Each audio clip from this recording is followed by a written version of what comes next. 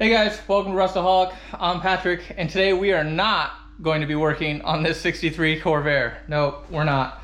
It's been giving me some issues with the carburetors, and I'm trying to do some other stuff right now, waiting on some parts, but I just can't wait any longer. I honestly thought this Corvair would be on the road 3 weeks ago, and I just can't stand it because, unbeknownst to anyone else here, the Fury is down. That's right, Fury's been down for a month or two at this point. And it's because of the one system I didn't change when I got this car ready. The brakes.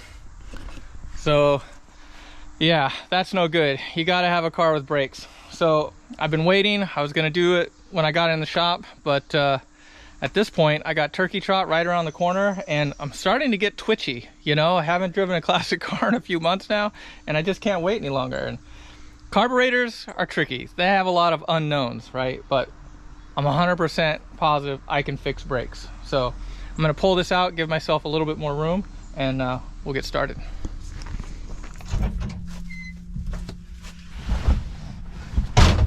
All right, cold start, Fury. Okay, not that cold.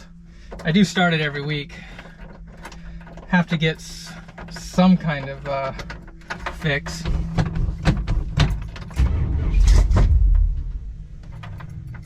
Still does have a little bit of issue starting, but she'll get there. So this is what happened.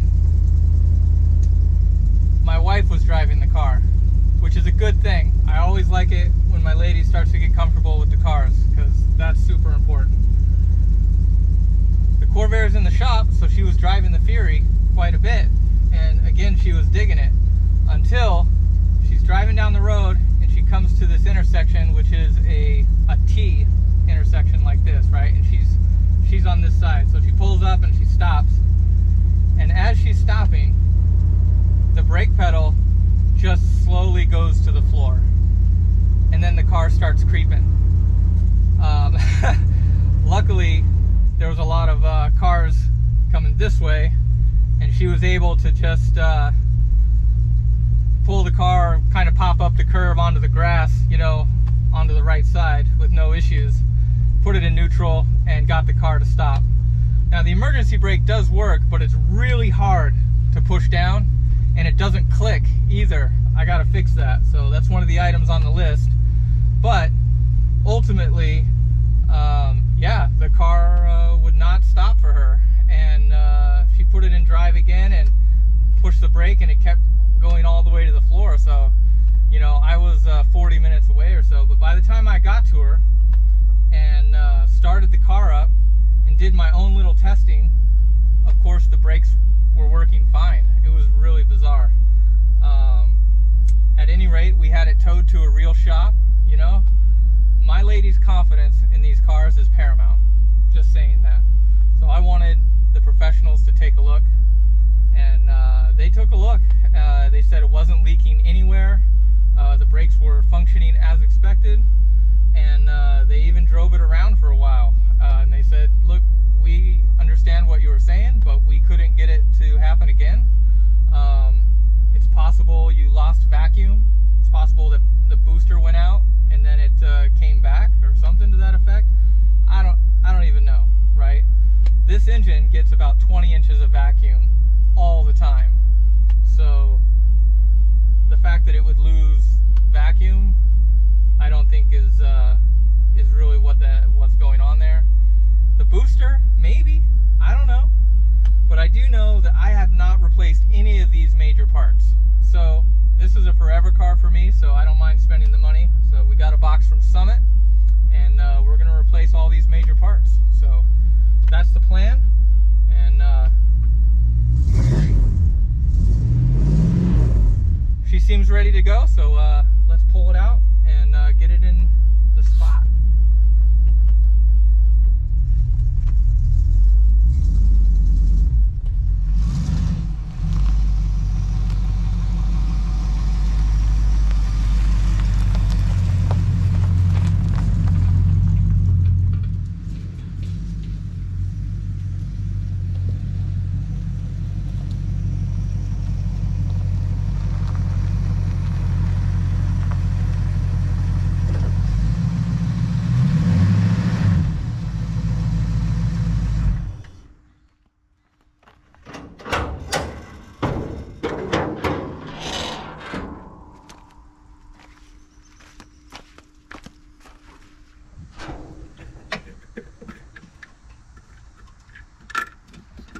All right, I'm gonna move some of this stuff out of the way.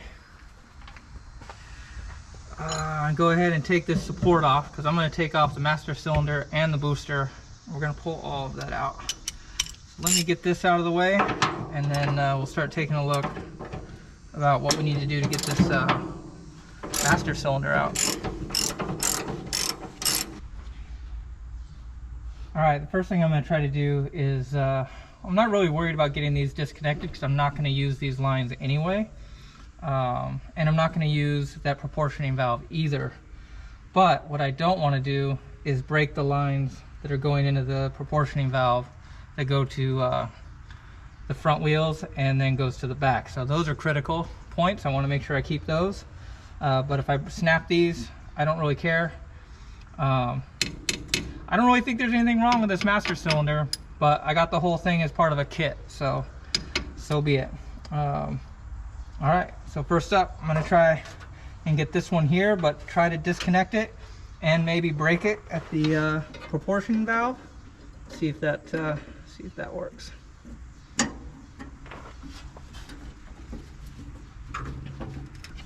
So I got it loose, but it is bending the wire. But I don't really care, so if it snaps, it snaps.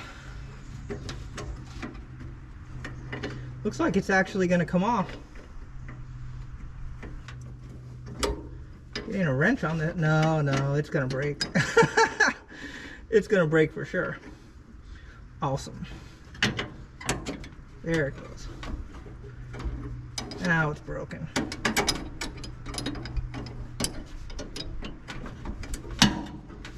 There we go. Oh God, no, never see that again. All right, here we go. This is really what I wanted. I just wanted to be able to bend this up this way so I could take this out as one piece. So that gives me a little bit more room. Now I've got this bottom one here. Let's see what that's gonna do.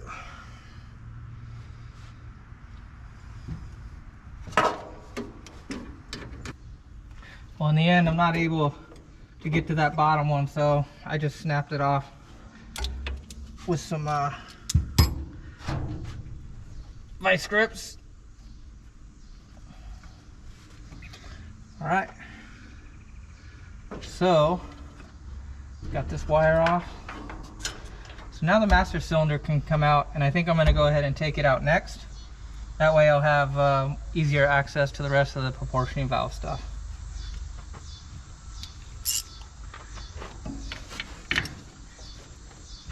Sheesh.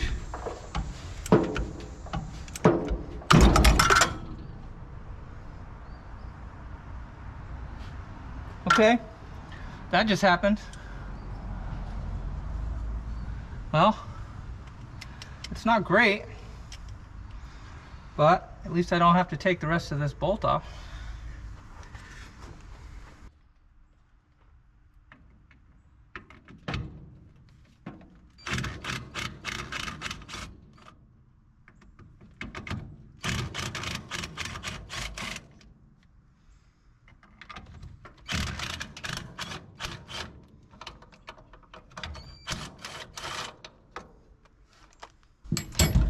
All right, success. Doesn't look like it was leaking to me or anything. This doesn't look too bad either. I mean, I don't know. All right, I think this is the last thing on this side, at least for now, to get this booster off. And I think I'm going to go ahead and try to get it off anyway, because that will also give me more room to mess with what I need to mess with down here. Just a little bit extra. And a little extra is always a good thing. So I think I'm going to go inside the car after this and see about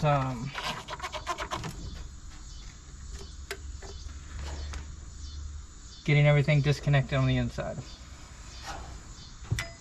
All right, it might be pretty hard to see in here, but I need to take off these 4 bolts here and this 1 bolt here that's going to the booster there, and then it should be free.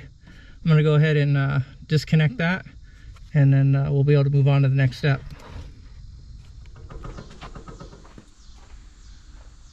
All right, I survived those 4 bolts. That wasn't too bad, and my back still is in one piece, so that's good.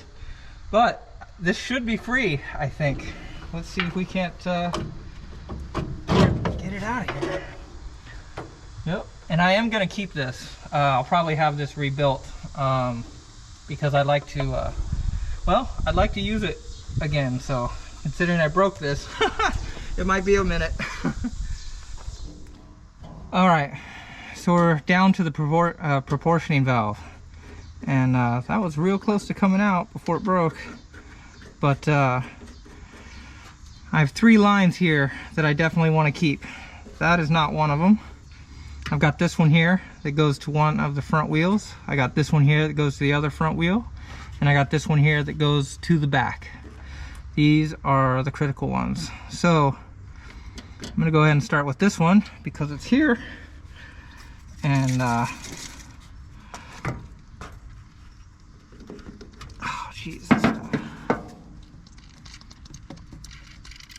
why can't I get any of this lubricating stuff to work? All right, let me find something else.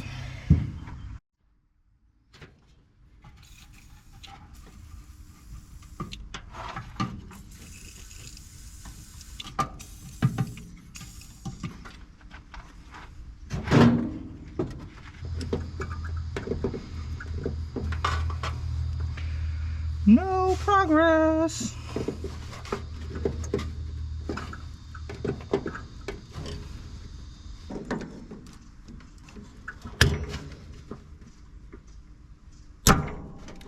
Woo.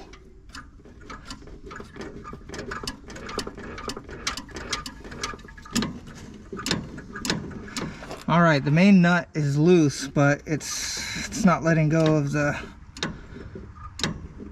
line.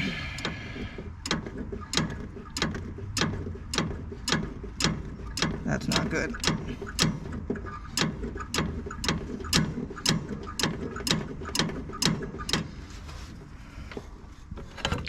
Oh.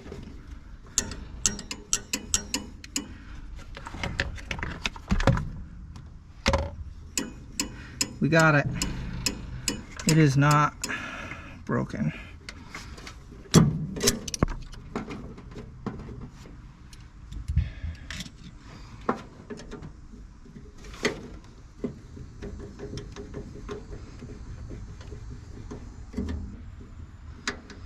Of course, I've made this only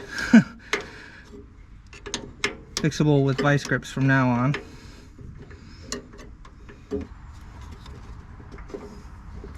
All right, you get it. 1 down, 3 to go, 2 more to go.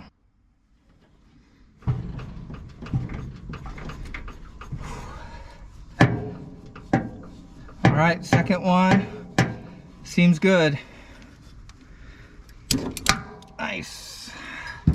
1 more to go. Of course, it's always the last one.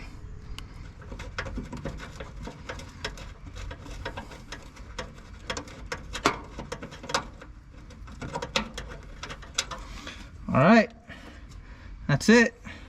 Old proportioning valve is out. Got my front line and my rear line still intact. That's a win.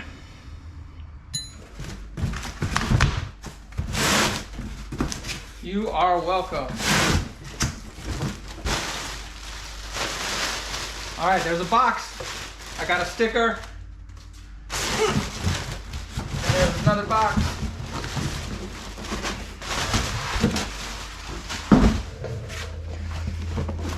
I went with the lead brake system, part A8471. 1 of 1. Oh.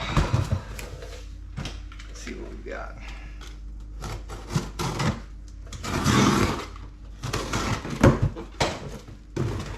It's always important to just tear all the stuff out of your car before you open the box. Especially when it's in the middle of the yard.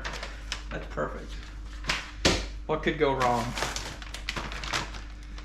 All right, brake bleeding stuff and extra parts. Oh.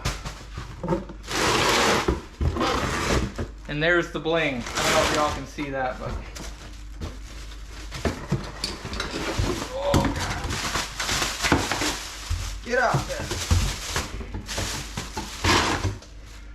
Woo! Isn't that pretty? Wow. It comes with a whole bunch of extra stuff. I don't think I need this bracket at all, but we'll see. But yeah, I'm excited to get this set up in the car. Certainly be a lot easier to work on with the proportioning valve up top. So, all right, let's give it a shot. All right, I got everything separated. Master cylinder and proportioning valve, one section, and booster in another. I did remove all of this gear. Doesn't look like I'm gonna need it after all. And it says actually for the 69 C body, if you're installing the booster on any A body, C body, or manual brake B and E body, the booster can be installed directly to the firewall without modification. Yes, that sounds awesome. For B and E body cars with factory power brakes, please see the diagrams. That's not us. So it basically just says install the booster. And the only thing I noticed is this is my locking pin or whatever for the brake pedal that was existing. This does not fit through this hole, so I am gonna have to use what they've provided, which will actually fit a lot better. But all good there. Let's see if we can install this thing. Awesome.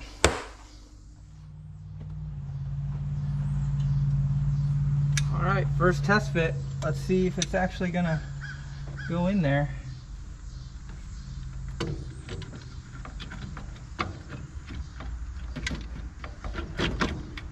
Feels like it.